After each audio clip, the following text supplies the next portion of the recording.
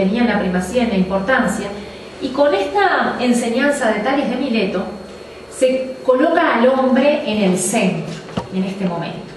Al hombre en el centro. Hombre, primero conócete, reflexiona sobre ti mismo y después pregunta a los dioses. Después indagas el resto de los misterios. Pero tienes que conocerte, tienes que saber qué hay en ti, cómo funciona, en qué estás basado, cuáles son tus ideas, tu cultura, cómo reaccionas, cómo vives. Y lo que tú enseñas y lo que tú predicas coincide con cómo vives. Ese es otro punto muy importante de la filosofía. La filosofía nos tiene que llevar a una cuestión ética de que lo que tenemos dentro nuestro, que hemos adquirido y que hemos reflexionado y construido como conocimiento de lo que son las ideas, de cómo debe ser el mundo, de la virtud, del defecto, del error y cómo manejarnos. Todo eso no puede quedar en algo intelectual. La filosofía precisamente nos muestra que nos tiene que llevar a un actuar, a una forma de vivir. ¿Sí? Las posibilidades de expansión de la conciencia en un ser humano son realmente ilimitadas. Hoy día los estudios de la ciencia, de la física cuántica y de la neurociencia nos ponen ante un nuevo portal, que es las posibilidades de la conciencia del hombre. Y se ha establecido porque esas ciencias nos llevan también a la filosofía. Y se sabe que tenemos infinitas posibilidades. Lo único que a veces no somos conscientes de ellas. Tenemos que abrirnos, necesitamos expandir nuestro conocimiento, necesitamos expandir esa capacidad de filosofía para poder tener ese desarrollo. Así como también el universo se expande a velocidades increíbles. Así también puede expandirse nuestra conciencia. Bueno, hemos rescatado esta enseñanza de un filósofo muy influyente en toda España y también en Occidente, Ortega y Gasset, que tratamos lo siguiente: la filosofía es la verdad, la terrible y desolada, solitaria verdad de las cosas. Verdad significa las cosas puestas al descubierto. Y esto significa literalmente el vocablo griego para designar la verdad, aletheia, es decir, desnudar. Cuando uno se enfrenta verdaderamente a quién es uno mismo, cuando no nos dejamos llevar de la autoimagen que tenemos, y hay oportunidades en la vida que uno se conoce, y uno tiene esa oportunidad de conocerse, de darse cuenta de las capacidades y las limitaciones. Ahí es que accedemos a nuestra propia verdad. ¿Quiénes somos realmente? Y la verdad es cruda. Dicen que desde que Sócrates se tragó la cicuta, la verdad viene siendo amarga. Pero la verdad era el sumo bien que buscaban los filósofos. Bueno, esto es algo importantísimo. Tiene que ver con la crítica y el conocimiento. Russell. La filosofía es simplemente el intento de contestar a preguntas tan esenciales, no descuidada y dogmáticamente como hacemos en la vida ordinaria y hasta en la esfera de la ciencia, sino de manera crítica. La filosofía, como todas las demás disciplinas, se propone primordialmente el conocimiento. El conocimiento a que aspira es la clase de conocimiento que da unidad y sistema al cuerpo de las creencias, y la clase que resulta de un examen crítico de los fundamentos de nuestras convicciones, prejuicios y creencias. Este conocimiento que se adquiere nos lleva a revisar nuestro modo de pensar, nuestras creencias, nuestro sistema de creencias, dónde estamos parados. Nos mueve la estantería, en otras palabras. Y al movernos la estantería puede producir el movimiento de la conciencia y podemos dar pasos y cambios que produzcan en nosotros una nueva forma de vida. Por eso la filosofía, como decíamos al principio, es un camino, es un saber que no es cerrado, está en construcción, es un camino hacia la verdad, es un camino hacia la auténtica sabiduría.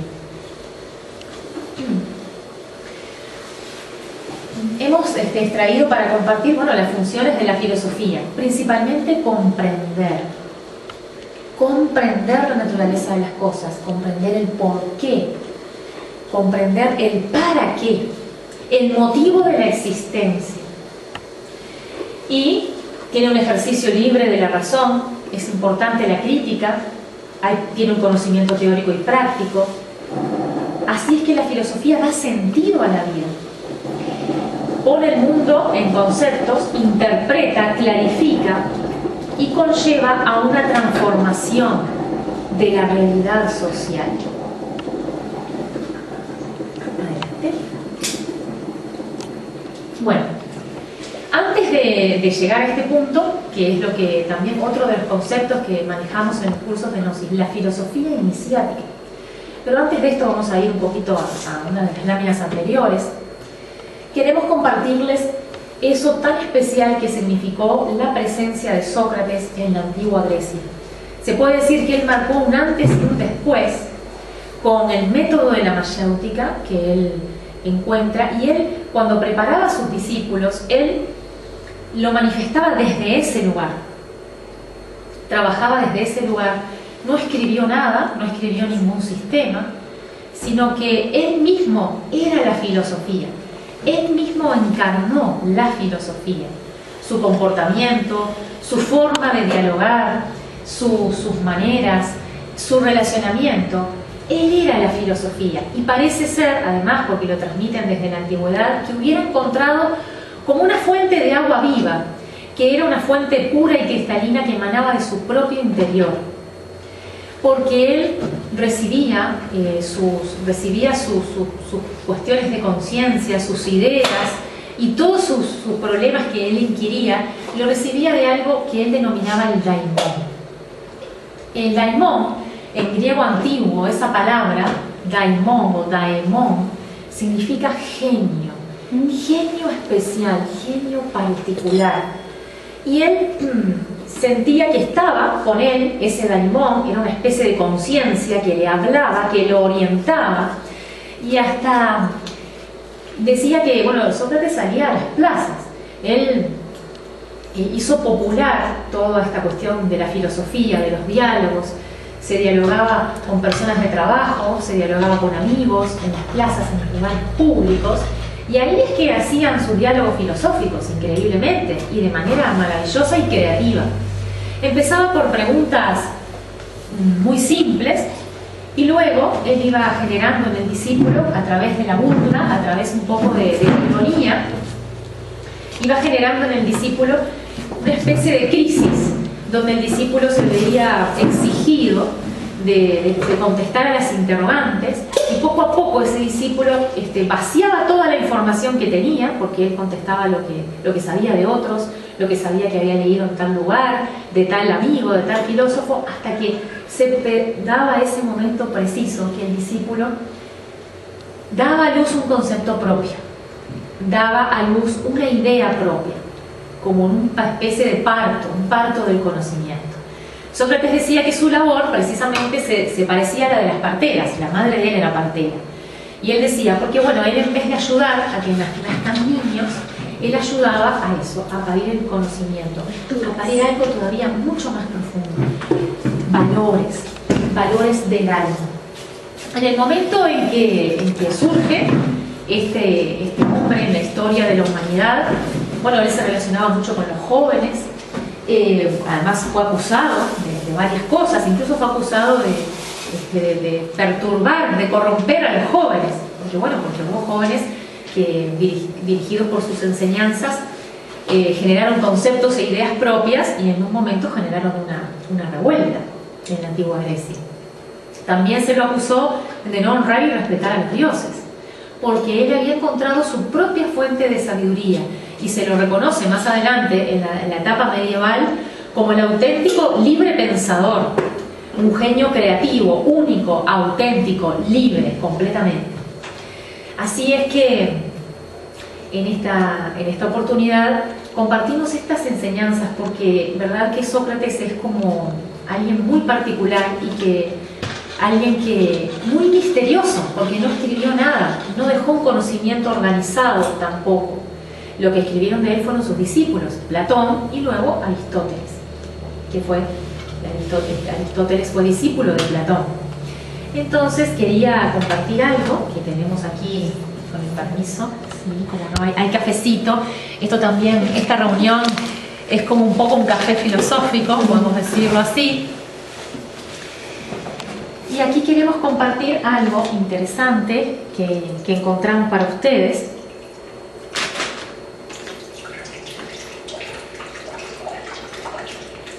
Porque Sócrates es atípico, precisamente. No pertenece tanto al entorno social, no está tan relacionado como los sofistas a la política, y él pertenece a algo mucho más importante. Él trabaja para generar los valores de sus discípulos. Se le considera muy original y, por supuesto, ese daimón a lo que él se refiere, ese daimón con el que él dialogaba y lo sentía y le palpitaba, y hasta el daimón le mostraba quiénes eran los discípulos que podían ser preparados adecuadamente para el conocimiento, a quién podía elegir y a quién no. Intuitivamente se lo mostraba. ¿Y qué pasa? Que en ese discurso socrático había una construcción y se trabajaba sobre la conciencia individual. En el momento en que Sócrates estuvo en Grecia, los griegos tenían siempre ellos una valoración muy especial por la belleza. La belleza y el disfrute de la vida siempre fue unos valores que defendieron mucho desde siglos antes de Cristo y hasta la Grecia actual.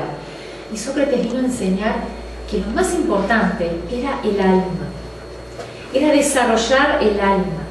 Y él hablaba de una especie de filosofía sensibilizadora, un alma senciente. Había que estar sensible a todo, a los demás, sensible al conocimiento, sensible a lo profundo de uno mismo para poder captar lo verdadero y lo auténtico. Bueno, y ahora sí vamos a ir cerrando este compartir de esta noche con algo muy importante que nosotros trabajamos en nuestros cursos y algo que no se conoce habitualmente, que es la filosofía iniciática. Prácticamente esta filosofía iniciática ha estado en diferentes colegios de la antigua Grecia, estuvo presente en los misterios de Eleusis, estuvo presente en la escuela pitagórica, estaba presente en los misterios griegos, también en los misterios orientales.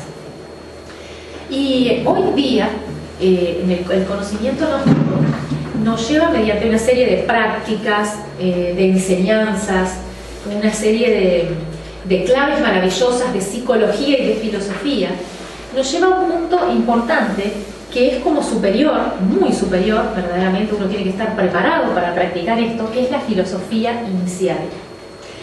Iniciático viene del latín inire, que significa entrar. ¿Entrar a qué? A lo real. Y esto se refiere a entrar dentro de uno mismo, penetrar en el misterio de uno mismo con unas infinitas posibilidades que tenemos. Es una actitud frente a la vida. De hecho, la filosofía es la actitud que tenemos frente a la vida. Tomarse la vida como una escuela. El venerable maestro Samael Aún Weor, fundador de los estudios gnósticos en esta época, nos trae esta enseñanza fundamental. Nosotros cuando estamos en la vida cotidiana, a veces suceden eventos inesperados. Llegamos a la casa y ocurre algo tan típico como que se rompe un caño y tenemos todo inundado. ¿Y cómo reaccionamos? ¿Qué me dicen ustedes? ¿Cómo reaccionamos? Podemos quejarnos, decir una palabra de esas que no son filosóficas y podemos estar amargados mucho tiempo con esa situación. Bueno, la filosofía nos ayuda a eso. Hay que aplicar un modo, hay que tener una actitud frente a los eventos negativos. Y para eso es necesario tomarse la vida como una escuela. Cada evento nos enseña algo. Eso es todo. Bueno, sí, podrá haber pérdidas materiales, podrá haber un montón de situaciones que conlleva un evento determinado.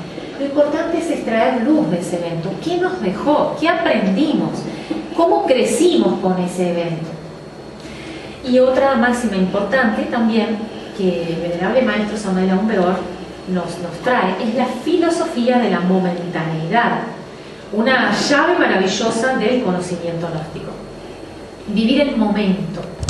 Vivir el momento no quiere decir no tener estrategia, ser un descuidado, derrochar dinero. No nos estamos refiriendo a eso.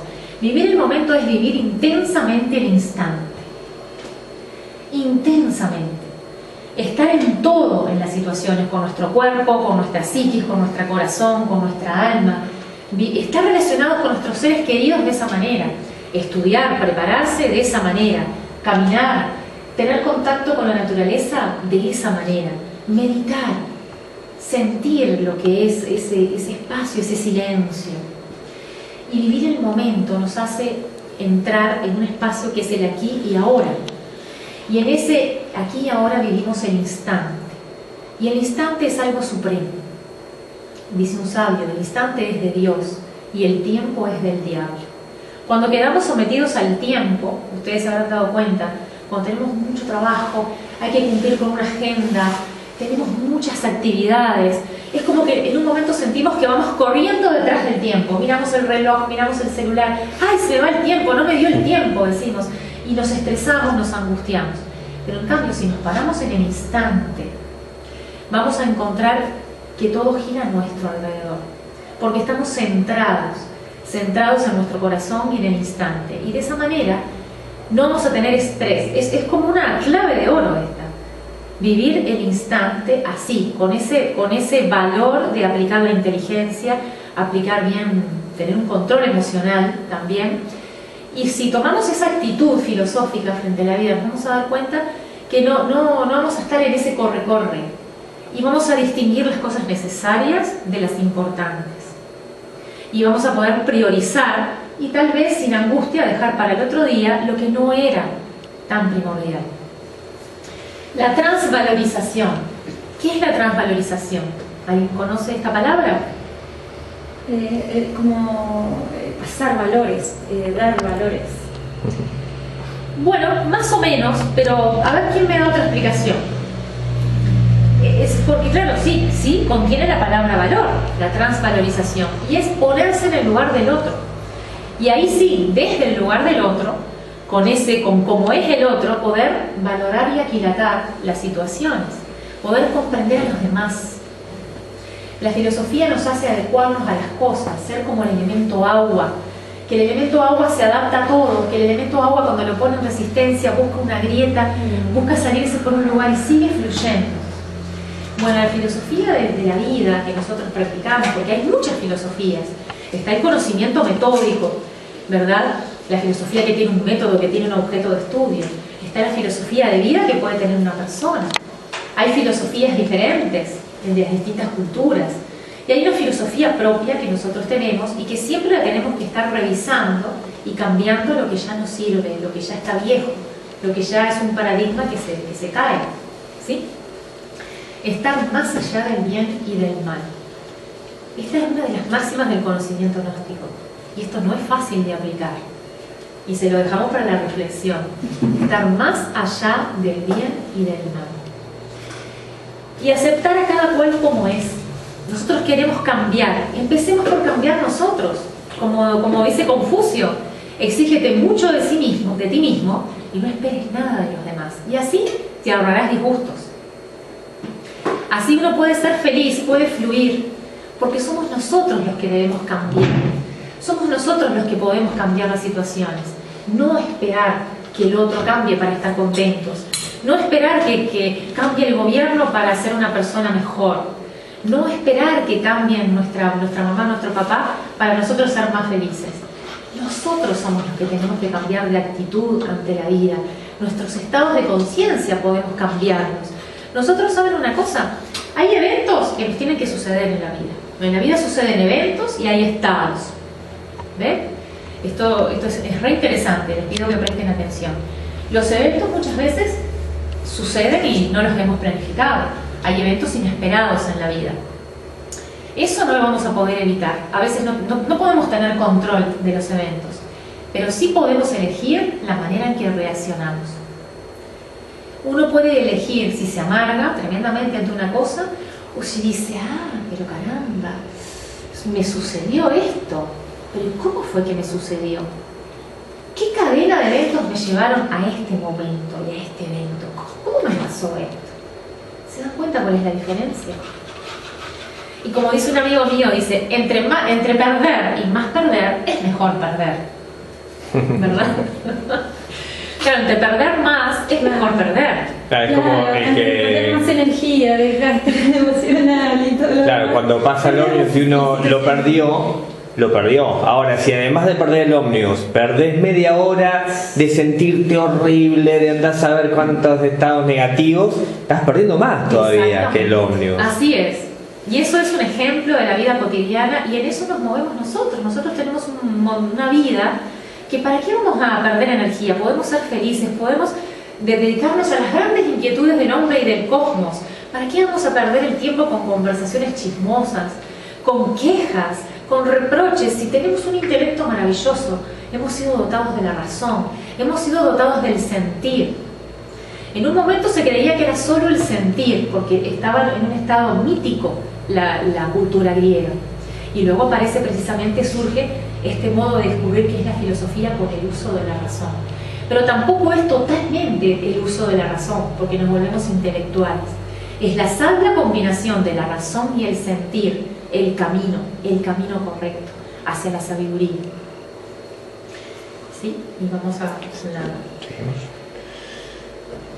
nosotros en el conocimiento gnóstico tenemos un compartir de un conocimiento muy antiguo, presente en las culturas de todos los tiempos, pero concatenado de una manera especial para el hombre y la mujer en la actualidad, como dice la propaganda. Y esto es muy cierto y es muy profundo.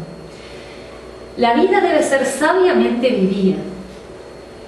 La vida se puede vivir mecánicamente, podemos ser como un leño en el mar, que va hacia donde lo lleva la corriente, o podemos vivir una vida como un sabio, una vida en la cual hayamos generado valores materiales también, pero valores espirituales, porque los valores espirituales es aquello que nada lo corrompe, se crearon y están disponibles.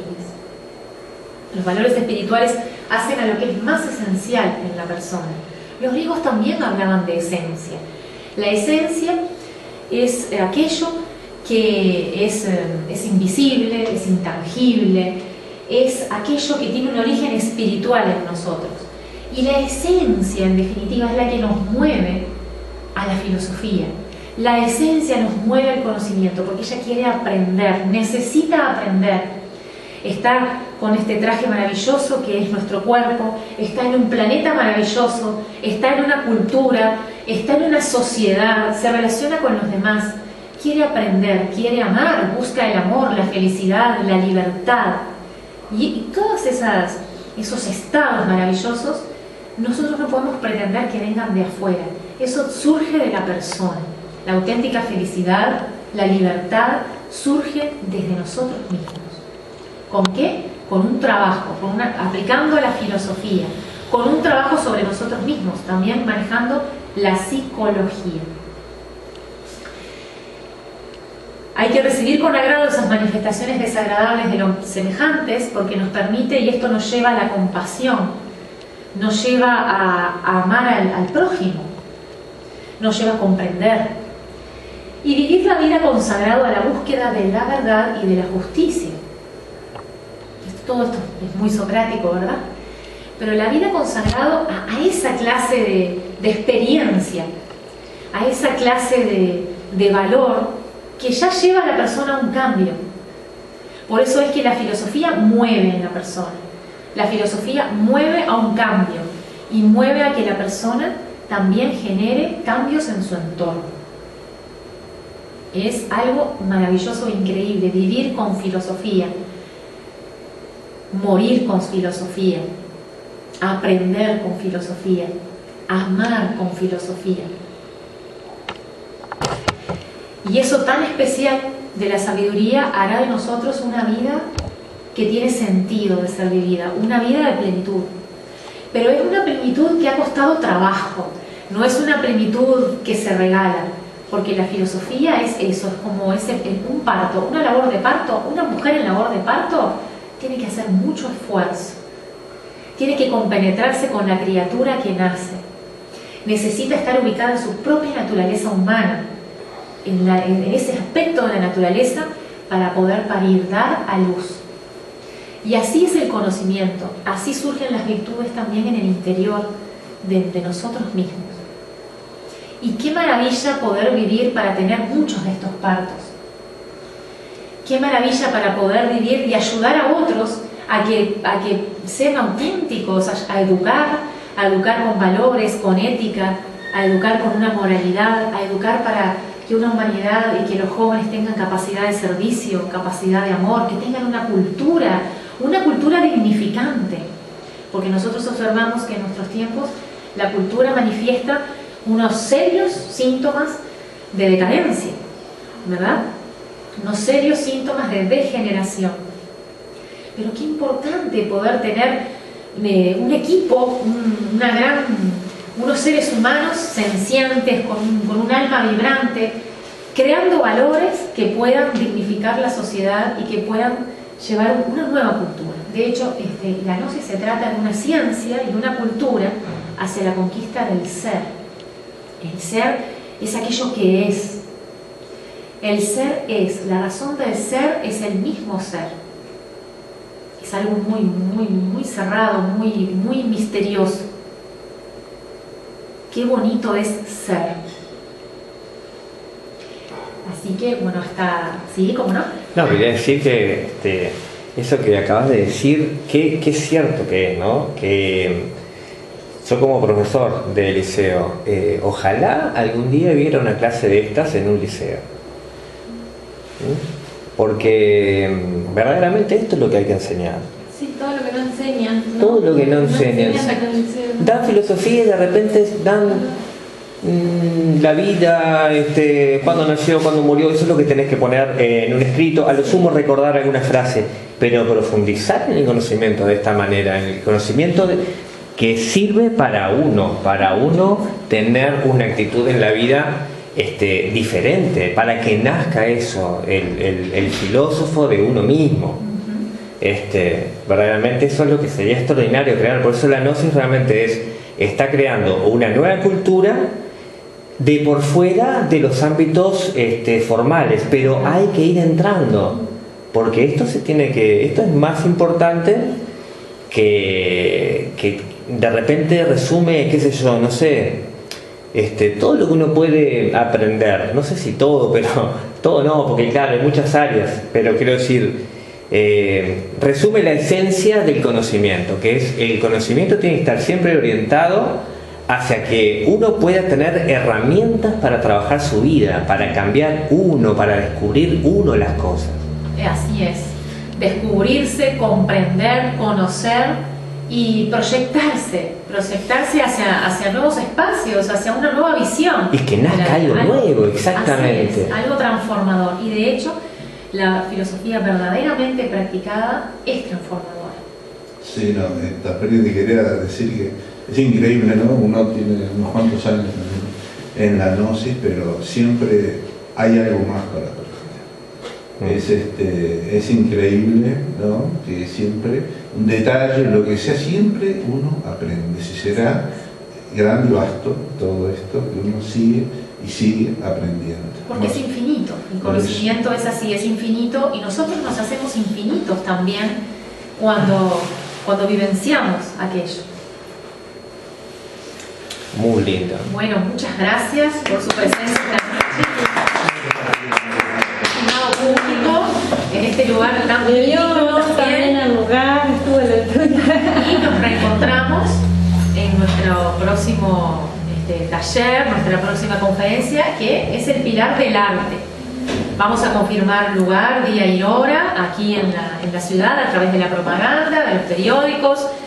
Todo eso les pedimos que estén alertas y además ya les han tomado los datos, así que estaremos en contacto. Muchas gracias. Muchas gracias a los asistentes, a nuestros compañeros, al cafecito. Principalmente también a Mabel, que nos ha cedido este lugar.